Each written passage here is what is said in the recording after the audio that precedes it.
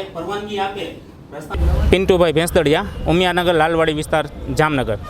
આજરોજ અમે ઉમિયાનગર સોસાયટી તથા એની આજુબાજુના બધા સદસ્યો કમિશનર સાહેબને આવેદનપત્ર આપવા આવેલા છીએ।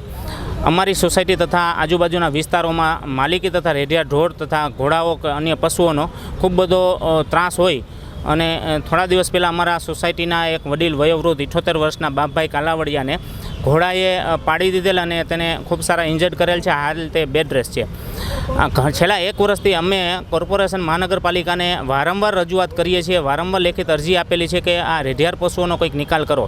ખૂબ સારી નુકસાની કરે છે। અમારે ત્યાં ઘરની બાજુમાં અમારી સ્વતંત્રતા આ પશુઓના બાબતે અમારા વૃદ્ધો અમારી સોસાયટીમાં ફરી નથી શકતા, અમારા બાળકો રમી નથી શકતા અને અમે ડેવલપ કરેલા સાર્વજનિક પ્લોટ બગીચાઓનો પણ આ ઢોરાઓ ખૂબ નાશ પામે છે, નુકસાન કરે છે અને હાલના અમારા બગીચાઓ નિકંદન થવા પાત્ર કરી નાખ્યો છે।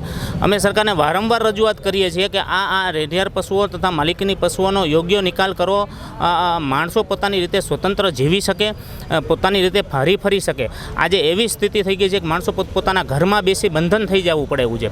અમે સરકારને રજૂઆત કરેલી છે કે અમારા રસ્તાઓ પર સરકારશ્રીમાં જે ગ્રીલ નાખવાની, રોડ પરની ગ્રીલ હોય કે પશુઓ જેનાથી ફરી ન શકે, અમારા સ્વખર્ચે તૈયાર કરવા અમે 1 વર્ષથી ડિમાન્ડ કરી છે। એમાં પણ સરકાર કોઈ આજ સુધી અમને કોઈ જવાબ નથી આપેલો કે નક્કર પરિણામ કંઈ આપેલું નથી। અમારી સરકારને, શાસક પક્ષને બધાને રજૂઆત છે કે અમારી સોસાયટી અમદાવાદ ઉપરાંત જામનગર શહેરમાં જ્યાં રેઢિયાર પશુઓનો આવો જ્યાં ત્રાસ હોય ત્યાં એનો યોગ્ય નિકાલ કરો અને પ્રજાને પોતાની રીતે સ્વતંત્રતાથી જીવવા જેવું બંધનમાંથી મુક્ત કરવા અમારી નમ્ર અપીલ છે।